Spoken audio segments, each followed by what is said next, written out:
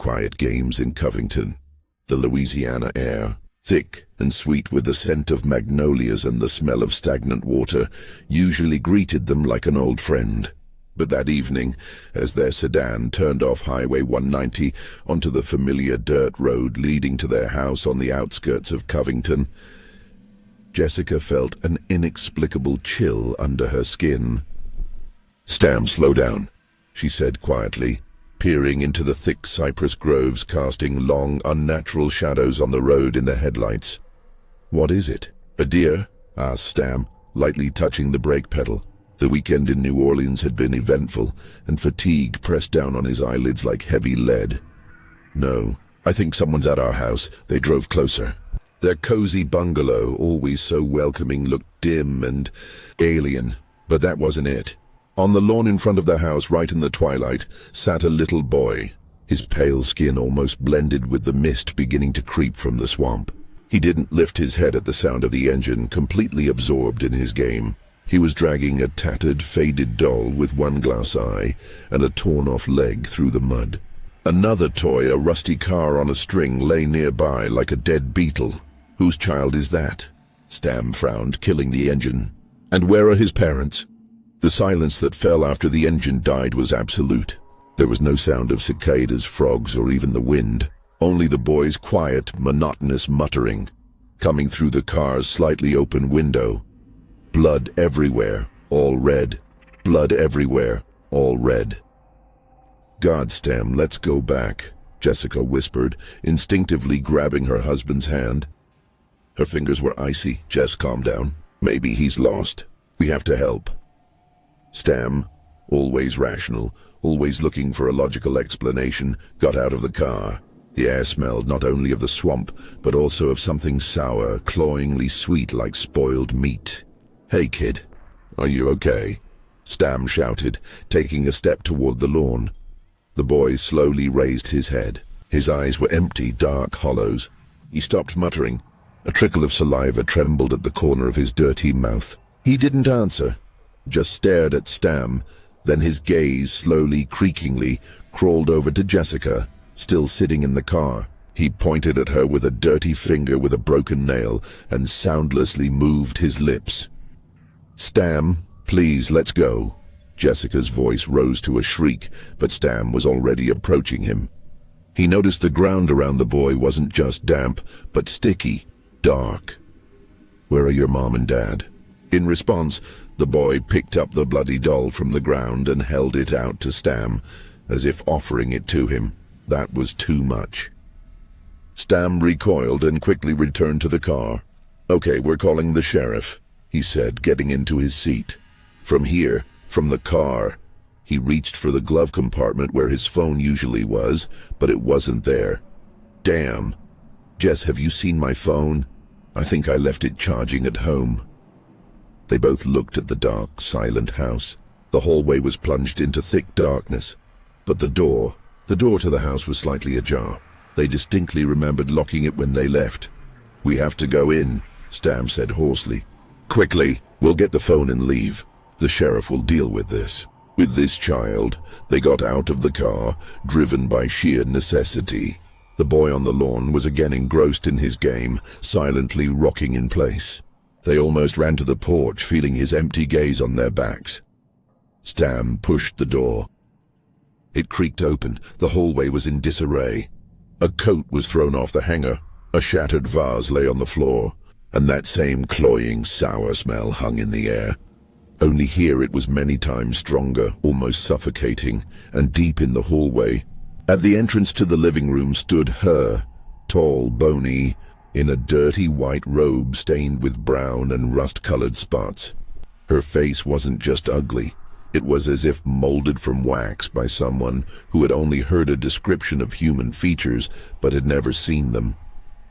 Her eyes were different sizes and looked in different directions. A monstrous silence, and only from the depths of the house came a sinister creak of a door. "Very creepy," the creak repeated, slow, wet, as if something sticky was being peeled off the plastic seat. Stam and Jessica froze, turning into cold statues.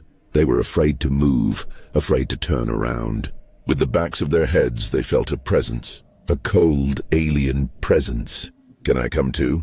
The little voice repeated, this time a bit louder. It held no childlike naivety, no request. It was a demand, uttered with the soul-chilling intonation of a creature that simply copies human words without understanding their meaning. Stam, slowly, struggling against paralyzing terror, turned his head. His neck creaked like unlubricated fence hinges. On the back seat right behind him sat the same boy, but now he was clean, too clean. His face was pale as paper, his hair unnaturally smooth and slicked down. He sat with his legs tucked under him and looked at Stam with his empty sockets. On his neck, where a terrible wound had gaped in the house, was now a neatly tied snow-white handkerchief with tiny pink flowers. He looked like a terrifying parody of a well-groomed child, and beside him, occupying almost the entire space of the back seat, sat her. The woman in the white robe. Her angular body was absurdly hunched to fit in the car, her head pressed against the ceiling. Her crooked gaze was fixed on Jessica.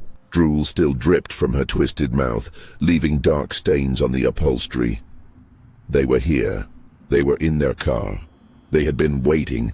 The keys in the woman's hand jingled softly. Jessica let out a choked moan. Her eyes rolled back. Her body went limp.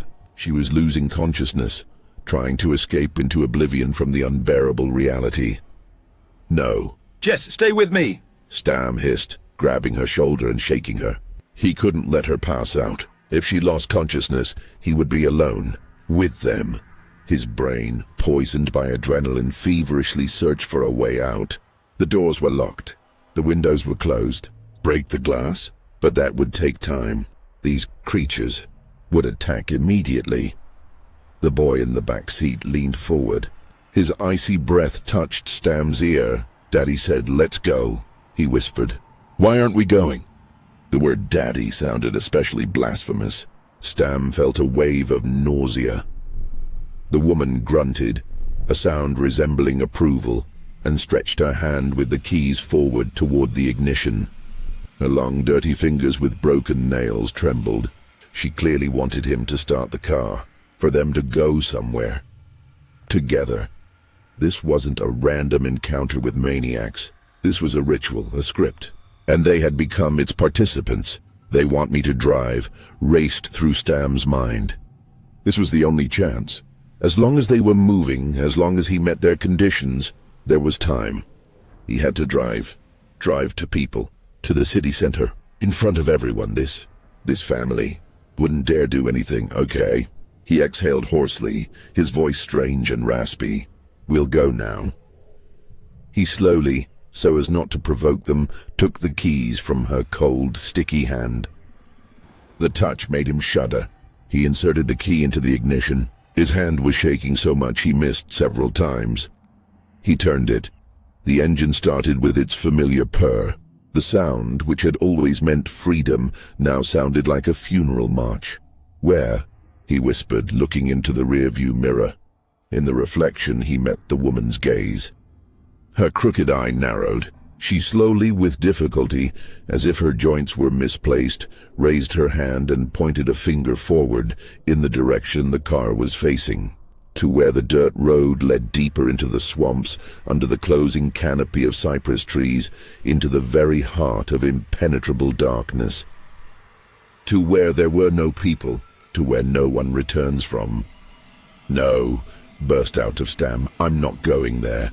Silence fell in the back seat, oppressive, ominous. Then the boy laughed quietly, a dry, crackling little laugh like falling dry leaves.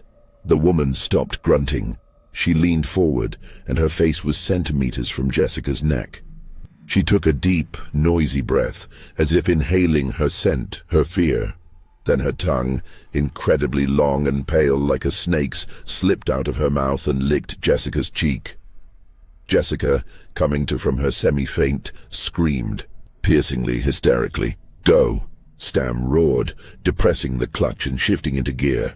He stomped on the gas, not caring about the road, just to get away from here, just to distract them from his wife.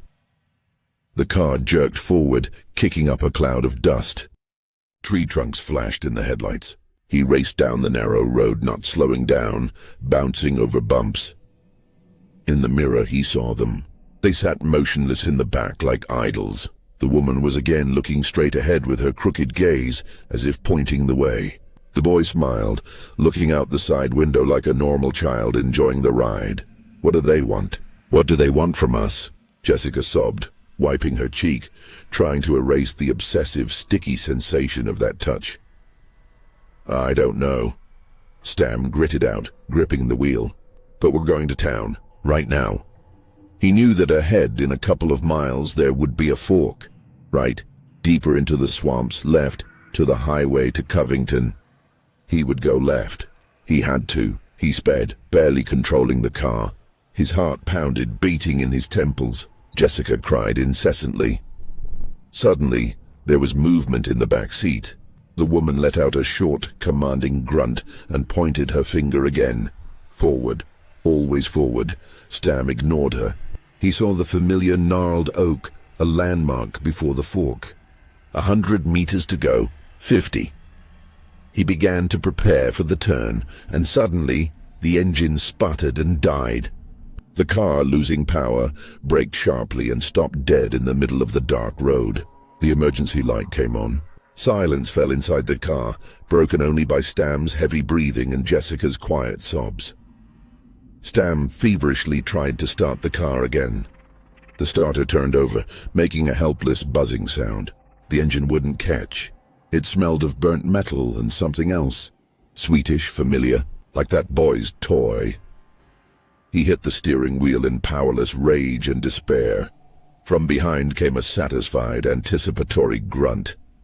Stam looked in the mirror. The woman was looking at him, and her crooked grin seemed wider. She knew they weren't going anywhere. The boy leaned forward and lightly poked Jessica's shoulder. Mommy said we're almost there. He said in a joyful whisper, our house is here. He pointed a finger into the darkness, out the window, toward the mire. Stam looked where the child was pointing. In the pitch blackness, in a gap between the trees, he could make out a faint, dim light, like from a kerosene lamp, and the outline of something low, dark, like an old, long-abandoned shack. They had cornered them. They had brought them right to themselves. The car doors clicked, all four at once. They were unlocked. The woman slowly, creakingly opened her door and climbed out. Her tall, angular figure straightened to its full height, blocking out the stars. She turned to them and with a gesture full of ancient, inhuman power, beckoned them to her. The boy was already waiting for her outside, holding his bloody doll. He was hopping from foot to foot impatiently. There was no way out. The car was dead. Run into the swamp? That was suicide. Stam looked at Jessica. His wife was semi-conscious, her terror at its peak. He hugged her. It's going to be okay, he lied, feeling his own body betray him with its trembling. I'm with you. He opened his door and got out. The cold night air burned his lungs. He helped Jessica out. They stood in front of their car, two lonely silhouettes in the headlights' glare, looking at the family that waited for them at the edge of the road, on the threshold of the unknown. The woman turned and walked forward into the beams of light without looking back, confident they would follow.